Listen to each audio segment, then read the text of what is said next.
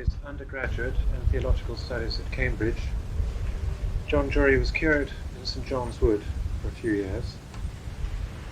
He then became chaplain at Downing College, Cambridge, and then moved to Exeter College, Oxford, before residing at Norwich as canon and vice-dean. He subsequently lectured at Sussex University in religious studies, and for the past 6 years he's been dean and chaplain of King's College, Cambridge. He's one of the editors of the journal Theology and has written several books, amongst them The Pot and the Knife, Parable and the Gospel, and Tradition and Design in Luke's Gospel. I hope I don't misrepresent him when I say that a concern for and an interest in myth, parable, and story are thematic to his work. Similarly, we as individuals, and possibly as people interested in the ideas of Jung, share this interest with him. And in thinking about tonight, I came across a passage by Jung in Memories, Dreams and Reflections. He writes, "Myths which day has forgotten continue to be told by night, and powerful figures which consciousness has reduced to banality and ridiculous triviality are recognized again by poets and prophetically received. Therefore, they can also be recognized in changed form by the thoughtful person." It is in changed form, perhaps, that the opening verses of Mark's Gospel will form the backcloth to John Drury's paper, Myth, Power and Politics. Thank you very much. What I'm going to say can be described very briefly as a critique of the opening of St Mark's Gospel as an enormous act of regression of power, impetus, got by not its obvious means of moving forward, but by going backward, and going backward a very long way into the primitive. And I'm very honoured to be able to lay this before you, because it is, I'm sure, jejune. I think it may be apt. I remember vividly when I first read Memories, Dreams and Reflections, Jung's description of what happened as he started to get deeper into his studies, his dream of his father returning to his study, him coming into his study, finding his father there anxiously riffling through his papers to see what might be found. And even in his characteristically magical and unverifiable manner, Jung asserts that bells went in the house, I think, that sort of spirits were returning at all. That as he, as it were, went down into the human basement, so there thronged around him presences from the past. So I wanted very much, when I was invited, to lay this before you. I will do it, I think, rather than annoy you with my jejuneness. I will do it in the way that I best can, as a New Testament critic of a rather trendy sort, I suppose, who owes a good deal to structuralism, which I've been lucky to learn from two of its best practitioners, Sir Edmund Leach and Professor Kermode, both in my college. An interest in structuralism, but also still retaining from my undergraduate course as a historian a concern that what are the patterns I find, which may well be very synchronic, may well be patterns deeply embedded through centuries of human development, but I feel they should answer a particular time, a particular moment in history. So the method will be a structural, if you like, a deconstructing of the text, with an eye not really so much for wider applications, which I would much rather leave to you, but more to the particular moment of Christianity emerging as an unofficial new religion with no scriptures, no temporal structures to speak of, therefore in enormous need of power and authentication. I've chosen the beginning of Mark's Gospel, which has haunted me for a very, very long time, because St. Mark's is the most difficult Gospel to understand of all of them, and also because the beginning of a book is always, I think, interesting. That the author is particularly alert at the beginning, and so is the reader. The guest, the reader, is on his best behaviour. The host, the writer, gives his best attention. Because the beginning of any great matter will always be a reference point as it unrolls and as acquaintance develops, and particularly will be invoked in a crisis. Crises abound in St. Mark's Gospel, and in the little bit which you have before you there are already several. And I think one of the things that we do in a crisis involving somebody whom we've been with for a bit, is to look back to the beginning of it, where we misled at the beginning, or was it all quite clear that it was going to boil over like this?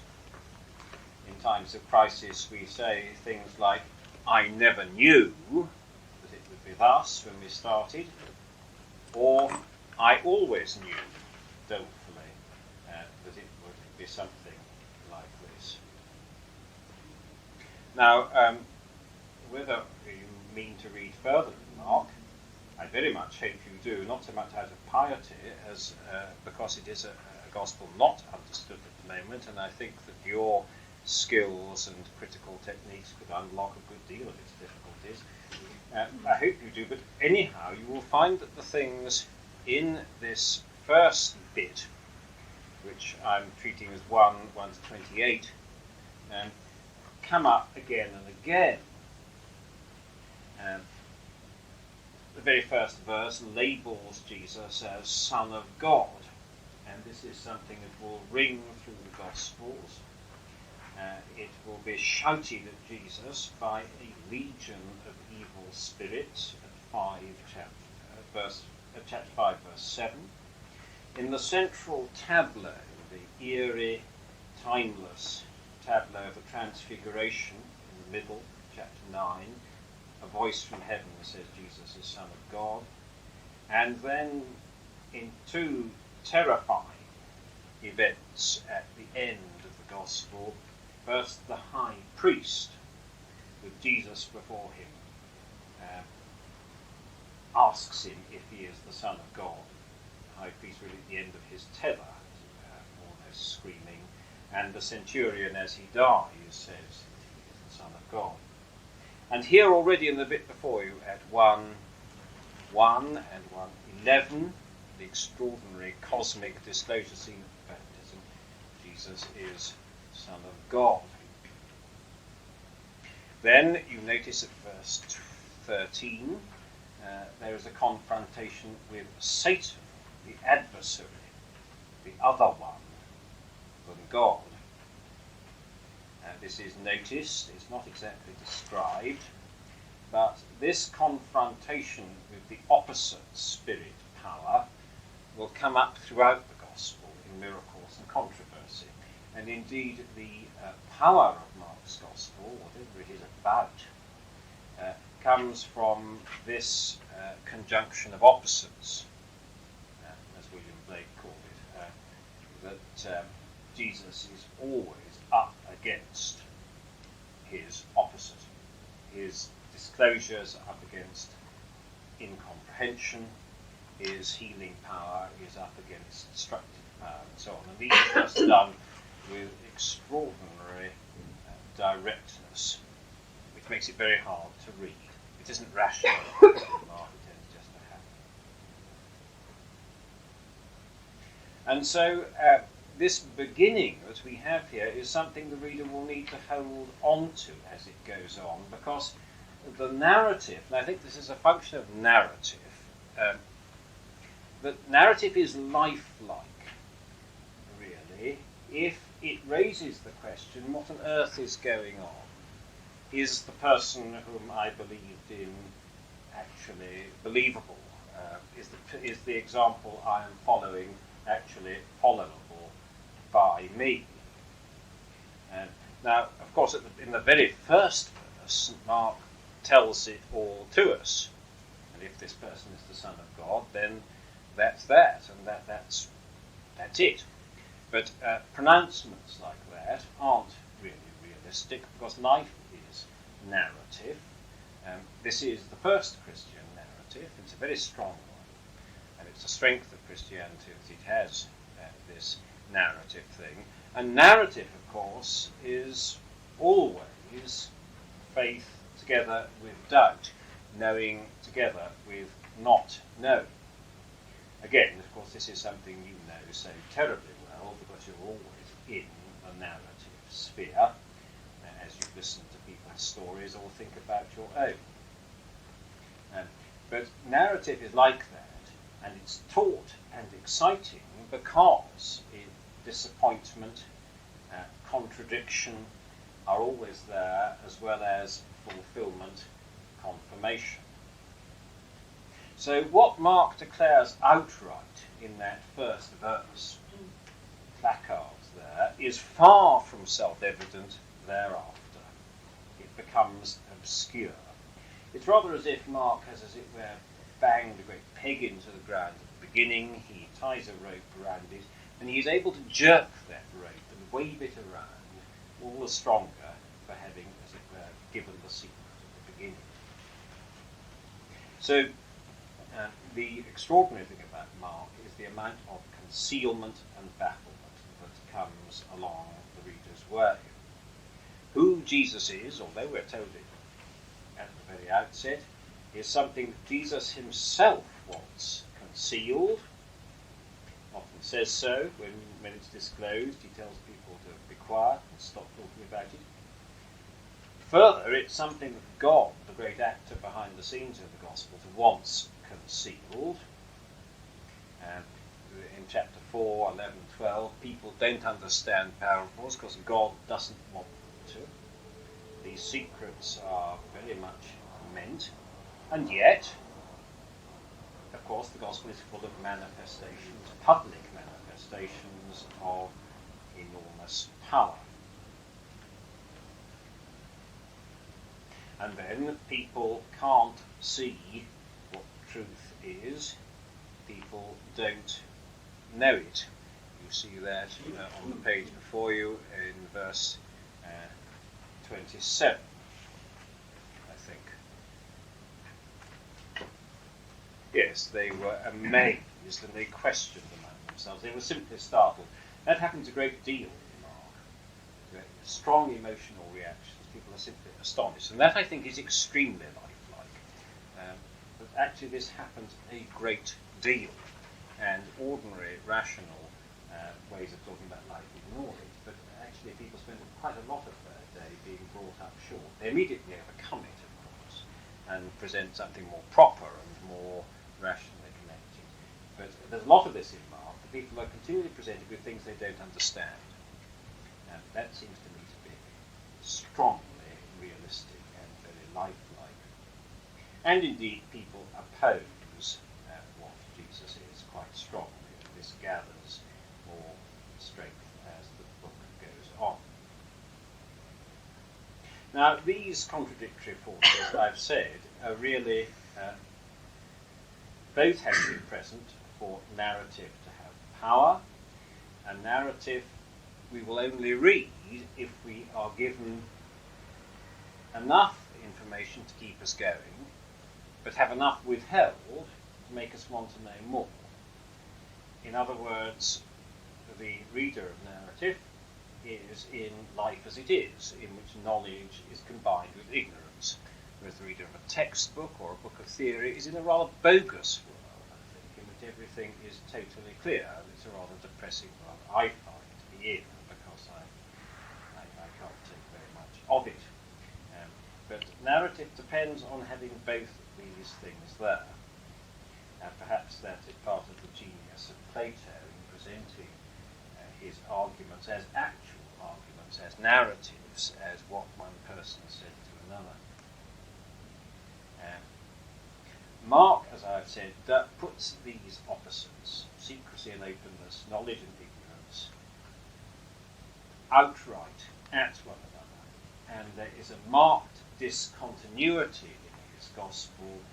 There's no grading, there's no shading. So you will notice in the bit before you how very suddenly the narrative jerks. I mean, consider the between verses 3 and 4, and then between verses 8 and 9, and then most astonishingly, verse 12, Jesus has just been baptized, authenticated by a divine voice, as it were, a splendid sort of vertical thing, coronation scene, and then an utterly untoward force from another direction comes and drives him off into the wilderness. And out of the wilderness he shoots, John having been arrested with his message. There's just really a series of detonations. Mark's gospel is rather like those fireworks we used to have, squibs, that are wound up and explode regularly and jump in all directions. It feels like it's a very hard gospel to read, in fact, for this reason, although it's remarkably short, because of the number of blows and unprecedentedness that happens. It's no relief from ordinary life at its worst.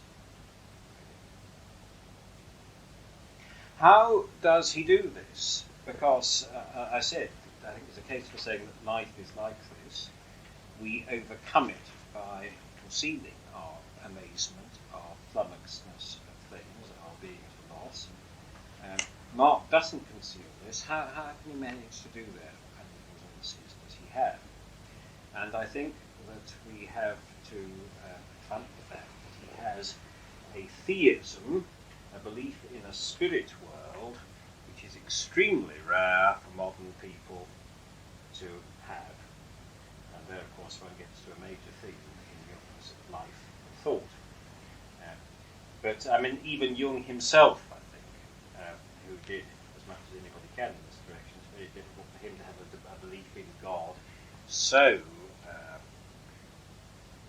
strong and primal as St. Mark has. And the reason that ordinary life can be such chaos, why he can tolerate what it is, I think, is the belief that the causal motor is elsewhere.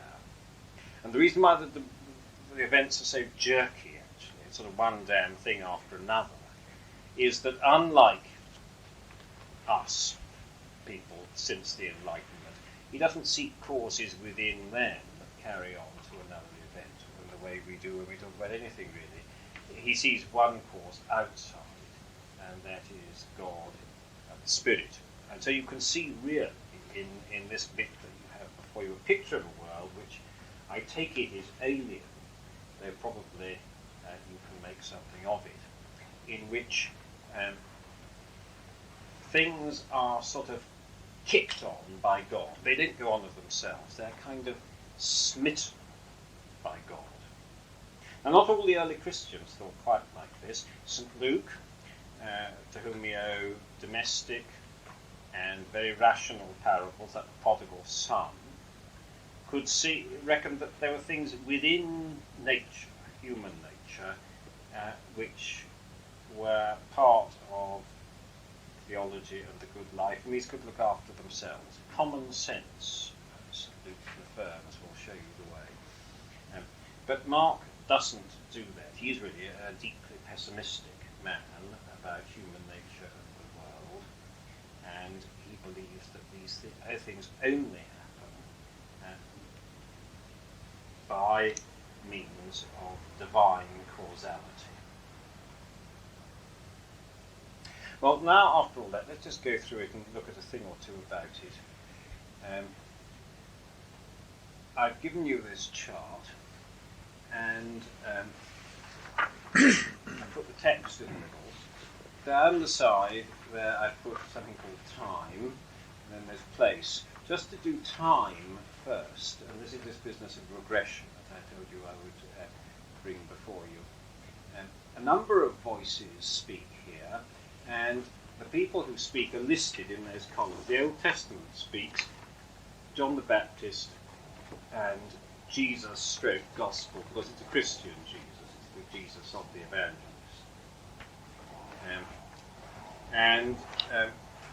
These voices, if we follow them through, will give us the thing I'm looking for, this regression, and it will be confirmed by the topography, the place business. Well, I suppose verse 1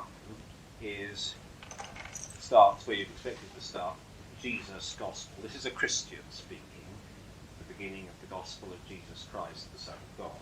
This is the same time as the reader.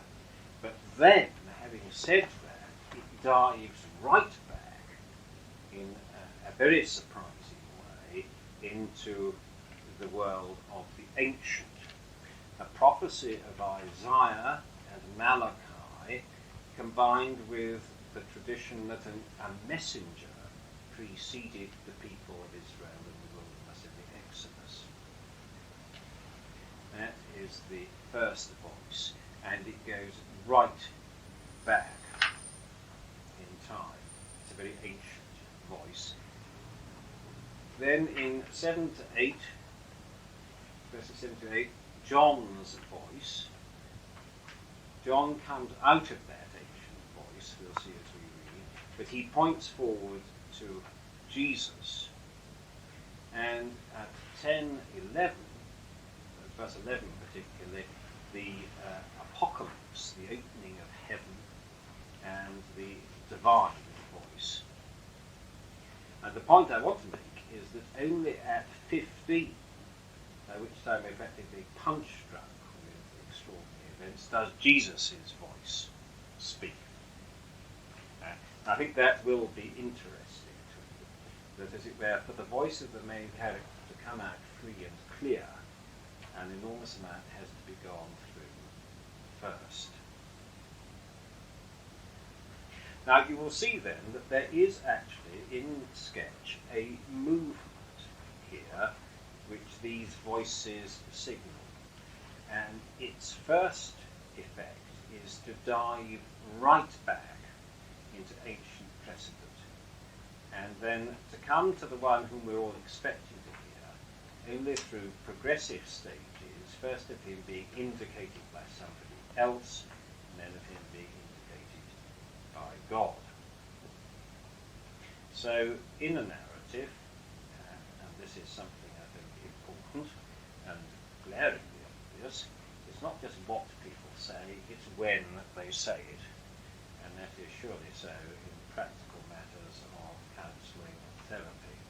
It's when something is said that matters very, very much indeed.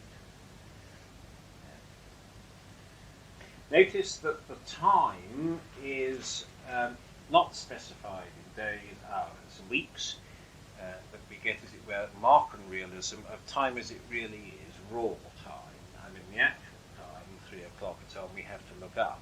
But real time is what we experience, and of course this is extremely lumpy stuff. It goes at different speeds. Sometimes it's bursting with stuff, other times it gets thin. It behaves in all sorts of ways. It's energetic and then it slumps. It bursts, it lurches and does all these kind of things. So this is the kind of time that we've got here. It's quite remarkable that it is so raw. The other evangelists usually put that somebody or other was a ruler somewhere, or do something in the way of ordered chronology, but Mark lets time, in a way, just be itself. Now, let's consider place, because that will, I think, give me, take me near to the heart of the thing I wanted to show you, believing that it would certainly interest you. Now, Mark is wonderfully primitive, and naive isn't exactly the word for it, but extraordinarily direct. Imagine him taking his reed pen and writing on his papyrus, Archi, the beginning, because he's beginning and the text is beginning. And he labels it, this is the beginning of it, he says, and it's the gospel of Jesus Christ, the Son of God. So, in a way, it's more real, and this is a text, and he knows it, so he writes on it, but it is a text. So first we have pure text, quite flat. There it is. This is the book I'm writing, Gospel of Jesus Christ, the Son of God. And then we are nowhere, but as it were, we're still with text. Ancient text comes, but as this text speaks, as it were, in the darkness, the theatre is dark, the voice speaks, we see in our mind's eye somebody is sent before crying in a wilderness. And then the curtain goes up and somebody is crying in a wilderness. Really. I mean, it's like perhaps the beginning of Rheingold, really, where the music announces to us darkly that we are underwater in the womb at the beginning, and the curtain goes up, and absolutely we are. But the first place we're in is this wilderness. And something quite extraordinary happens. Verse 5 is the one I want to focus on above all. We're in the wilderness, where John is preaching a baptism of repentance, of metanoia, of change of mind, and forgiveness of sins, of cleansing. And there went out to him, in verse 5, all the country of Judea and all the people of Jerusalem, and they were baptized by him in the river Jordan, confessing their sins. That is remarkably dense. Now, the great Professor Vint, when he was expounding Titian's pictures, paused to sympathise with his audience and say, you will be wondering why we have to go through all this Neoplatonic stuff. And you will be saying, did Titian really think about all this Neoplatonic stuff while he was painting? Of course, the answer is Titian didn't think about it. But Titian didn't have to, because he had taken part in all sorts of Neoplatonic Renaissance conversations. We have to resurrect all that. So I'm going to model laboriously to resurrect what all these things mean. Judea, Jerusalem, Jordan, particular places. But notice, if you would, first, that how spectacular the scene is. That the entire population has gone to the Jordan. Commentators who are at a loss with St. Mark say that this is an exaggeration. It's a people and pointless thing to say. W.B. Yeats got it better. He once was going through London very early in the morning and said it was like Jerusalem must have been when John the Baptist was preaching. The whole place was totally empty. And that's how presumably it was, that you might find the odd chicken or dog in Jerusalem, but not a solitary human being. The entire lot had gone to the Jordan. Imagine that, if you would. Don't suppose it happened for one moment, but that's not what we're talking about. We're talking about some other kind of happening. Now, remember, perhaps you have heard these tales, I dare say you have, the story of the beginning of the Jewish nation. How they were in Egypt, few in number and oppressed, and God called them out through a wilderness. They were 40 years in that wilderness, and they were tested, and they tested God, and it was all edgy, primal, hand to mouth, living on hope, miracle, and that kind of thing. And eventually, Moses having died, they got to the River Jordan. And in the Great Scene, they crossed the Jordan in the same way as they had crossed the Red Sea out of Egypt. This is quite deliberately doubled to make the two look alike. They went through dry shod, the waters parted, and the ark went across. And that was a great time. Joshua. In the Greek, Jesus. Jesus would have been calling it back Yeshua. He supervised all that and took them across into the land. So that was a very great moment, crossing the Jordan. It made them a nation. But there was more nation making to be done. They had to possess the land of Judea, and then their great man, their great king David, possessed Jerusalem, took it and made it the capital. So that's the story. Now perhaps you can see that what St. Mark has done is to run the film backwards quite precisely. That if you were in Jerusalem or Judea, you went back to the Jordan. And what's happening here is they are going back to that threshold, to that margin, to the place of crossing over. They're being taken back there and plunged into its waters as a way of starting again, of getting a new mind. Now that's what I mean by this act of regression. We see, as it were, the Jewish nation, the Jewish national history run backwards. And I think that what's happening is that early Christianity is, of course, it's a young Jewish sect, and it's doing like the people at Qumran did, like the Pharisees, like all the young Jewish sects did. It is drawing back into what it considers to be the very fundament of the thing in order to shoot forward. So that the psychic energy I think what's got here is of the archer pulling back the string of his bow. And if you can get back into this primal thing, then surely there will be real power. I think verse 6 confirms this, because John is described, Mark's words are few, so anything he says is very important, as a wild man. He looks like the prophet Elijah, but notice that he's quite uncivilized. He has this camel's hair thing, it's not woven cloth, and the leather girdle, and he eats locusts and wild honey. He belongs to the world of rawness, not to the world of cooking. He belongs to the world of skins and not to the world of fabrics. That's the man who is standing there when they get there. And he indicates, they come to this margin and they are baptized, and he indicates another who will come. So the tension of the narrative, which is already pretty considerable, if you're reading it as they would have in the first century, with Judea, Jordan, Jerusalem, meaning what it meant to them, a lot, then it's screwed up tighter, that another is going to come who will cap the baptism in Jordan that they have just had. And immediately, in the serendipity of legend, this is always so, no sooner is the person mentioned than they arrive, they turn up.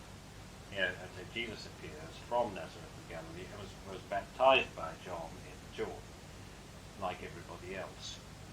But notice this, at verse 10, when he came up out of the water, immediately he saw the heavens opened, and the Spirit descending upon him like a dove. God speaks these words, and the Spirit drives him out into the wilderness. Now, this thing of margins interests me very much. Sir Edmund Leach tells me, and I think he's absolutely right, that the liminal, the places of crossing over, are where religion becomes most powerful. The Jordan is one such. Now, Jesus goes into it, and Mark is very careful to explain that this extraordinary apocalypse, this opening of the bowl, the tent of the sky above him, happens as he comes up out of the water. Jordan is a margin, but there's a margin finer than that. There's a margin where water touches land, like a mathematical line that has no thickness. And it's precisely as he crosses, and this is something that I sort of obscurely guess you may know a lot about, not more than I do. is as he crosses from one to the other that the extraordinary thing happens. He's got one foot in the water and one on land. And we find at verse 12 that his crossing is to go further back in time still than the people, to go back into the wilderness, because the people have had a relatively sort of abbreviated edition of national history to go back to. They only had to go back to the Jordan. Jesus is taken back into the wilderness, and there he is 40 days, as Israel was 40 years, as Moses was 40 days on the mountain during it. So obviously it's quite deliberate. It is the wilderness of the crucible through which Israel came. And he's tempted by Satan, which I take to be an echo of the book of Job, an extraordinary book in the Bible, which fascinates modern people by its utterly fundamental questioning of any rationale of existence. A very, very raw book indeed, in which conventional, even very good conventional answers about pain get nowhere. So Job is recalled, and I think that is extremely remarkable, because Job has never formed any part of any orthodoxy. And if I may be disrespectful, I don't think Jung's best book is about Job, actually. I don't think anybody's best book is. I think Job is Job. And here it is, recalled, tempted by Satan. And he was with the wild beasts, I suppose like Daniel in lion's den, as it were, near to death, and the angels minister to him, like Elijah sustained by the raven, or like the children in the fire with Daniel, with one like a son of God among them. But the extraordinary thing about this interpretation in Mark is that it is totally private and quite unexplained. The other evangelists, well, they do the kind of thing you'd expect. Matthew is very interested in the interpretation of Scripture, so Jesus and Satan argue about how you should interpret Scripture, sort of rabbinic debate in which Jesus says it is written and Satan says it is written, and they go at it like a couple of energetic rabbis, and Luke retails that. And that's exciting enough. I mean, Matthew thought this was the most exciting thing to do, interpretation, and psychotherapists and clergymen are in no position to deny that, because what else do we do? But Mark sees something rather more deep down than that. Jesus simply being present in this state of extraordinary extremity. Now, that is, as I say, the main thing that I want to show you, and I think I have probably said just about enough.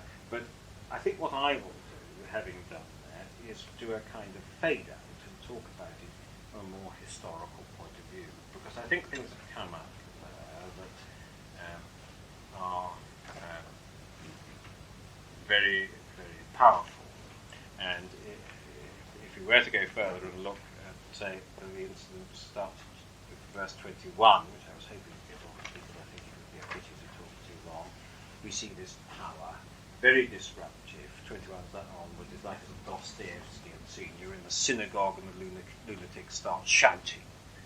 He's unclean. This is a clean place. He's unclean. It's a place of order, and he starts yelling his head off. And worse still, what he says is the truth, which makes it very bad indeed. And Jesus shouts at the spirit.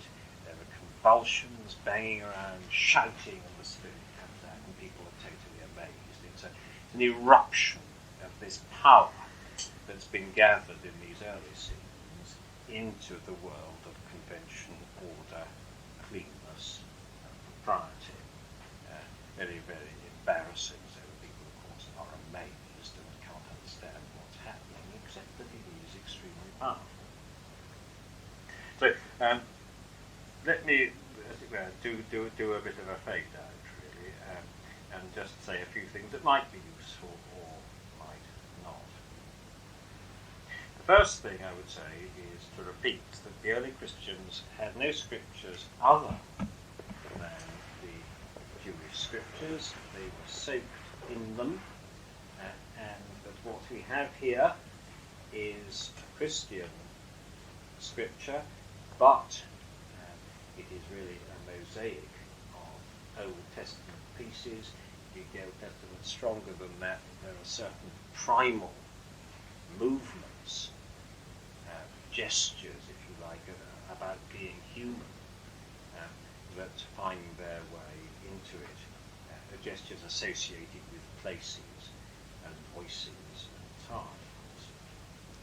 So I'm extremely interested in the way this powerful young Jewish sect draws on tradition so much for its strength and power. And when God speaks, of course, he speaks scripture. In verse 11, that is a mixture of Isaiah and Psalm.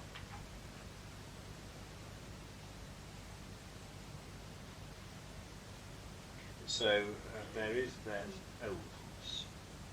There is something, however, which scholars find very hard to connect with Judaism, and we don't really quite know where it comes from, and that's this business of baptism. Baptism is obviously very important here. The people are baptized, and then Jesus is, and when he's been baptized, as he steps across that line between water and land, he's authenticating. And baptism,